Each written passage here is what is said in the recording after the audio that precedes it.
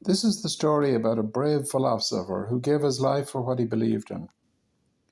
His name was Justin, and he was born in Samaria, an area that Jesus was quite familiar with, but today is a troubled region of the world known as the West Bank. Justin was born in the year 100 in a town called Flavia Neapolis, which today is known as the city of Nablus. He was an intelligent child and came from a well-off family.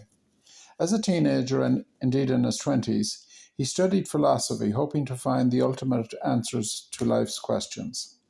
He learned a lot about philosophy and science, but failed to find answers to life's ultimate questions regarding meaning and truth.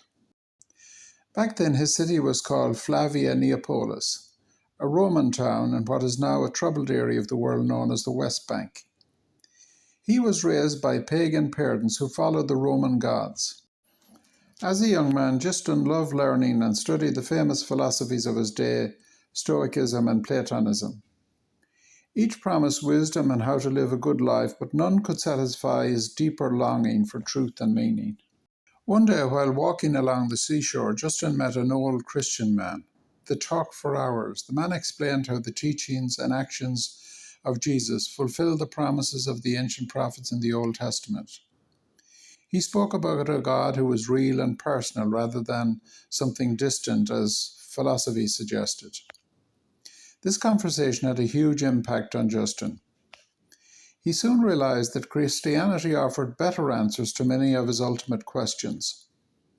He wasn't just concerned about the best way to get through life, but rather what was the ultimate meaning of life itself. He was about 30 years of age at this time, and from that moment onwards he became a Christian and dedicated the rest of his life to spreading the Christian faith. After his conversion, Justin didn't completely abandon philosophy, however. Instead, he believed that true philosophy was to be found in Christianity. For him, the real Christian message was about the fullness of truth. He continued to dress as a philosopher, wearing the traditional cloak, and traveled from city to city, teaching and preaching about Jesus Christ. Justin called Christianity the true philosophy. He argued that while human philosophers like Plato and Aristotle found glimpses of the truth, only Jesus Christ revealed the full truth. Justin wanted to show the world that Christians were not foolish and dangerous, as many people believed. Instead, they were truth seekers and finders of wisdom. He developed a Christian message based on both faith and reason. He did not simply tell people to believe blindly. He gave careful arguments, using reason to explain why Christianity was true. This made him very influential in the early church, as it gave a logical basis to the Christian message. One of Justin's greatest achievements was his writing. Around the year 155 AD, when he was in his mid-50s, he wrote his two most famous works, First Apology and Second Apology. In these letters, he defended Christians against the many lies and misunderstandings spread about them and their faith. He developed a Christian message based on both faith and reason.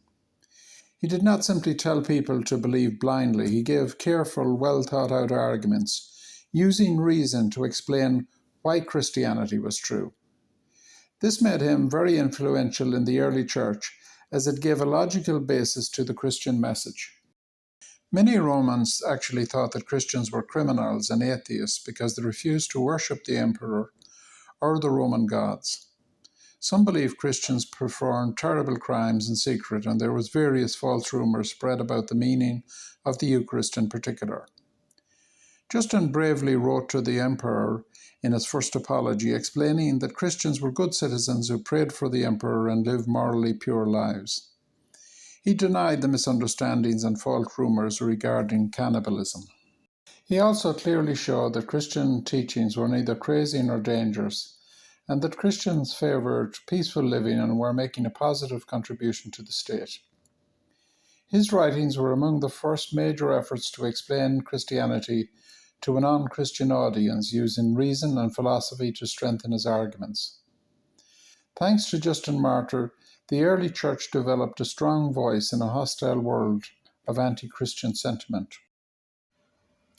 Another important part of Justin's work was his description of the Christian worship.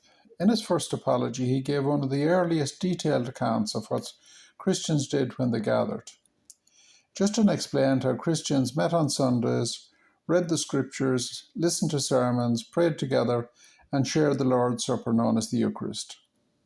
He showed that Christians were not performing strange or evil rituals, but were worshipping with order and love, and were dedicated to playing a constructive role in society. However, despite his great philosophical knowledge and Christian reasoning, the persecutions against the Christian minorities continued, and Justin wrote a second apology or defense of Christianity, this time to the Roman Senate. He criticized alternative pagan philosophers such as Christians, and it's believed this eventually led to his death. However, Justin made a very important contribution at a time when Christians were often misunderstood. Christians' clear explanations helped to build a bridge between Christians and the wider Roman world. Today's writings give historians and theologians a valuable look into what the early Christian church experienced. Justin also wrote another major work known as Dialogue with Trypho, where he debated with a Jewish fictional character called Trypho. In this book, Justin showed how he believed Jesus fulfilled the Jewish scriptures. Justin respected the Jewish faith, but argued that Jesus was the Messiah, or the chosen one, promised long ago in the Old Testament.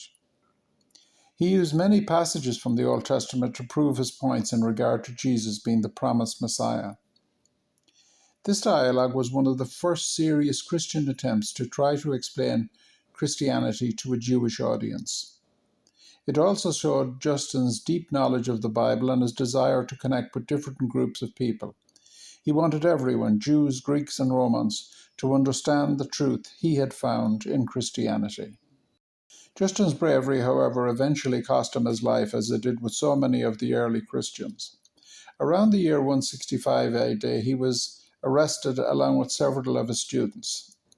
They were brought before a Roman judge and ordered to sacrifice to the Roman gods. Justin refused. He said, "We desire nothing more than to suffer for our Lord Jesus Christ and to be saved." For Justin, death was not really a defeat, but a victory, a final proof of his faith. He and his companions were cruelly beaten and then beheaded. Because he died for his faith, Justin became known as Justin Martyr. The word martyr means witness, and Justin's life and death were a powerful witness to his conviction of the truth of Christianity. So Justin the Martyr, or Justin Martyr as he's sometimes called, is a brilliant example of a person with great courage and great conviction in the search for truth and meaning. In the end, he gave his life rather than deny the truth he believed in. Today, actually, almost 2,000 years later, Justin's voice and writing still influence the Christian message. He was a philosopher and church father who became a legend in history. Please subscribe to see more videos like this.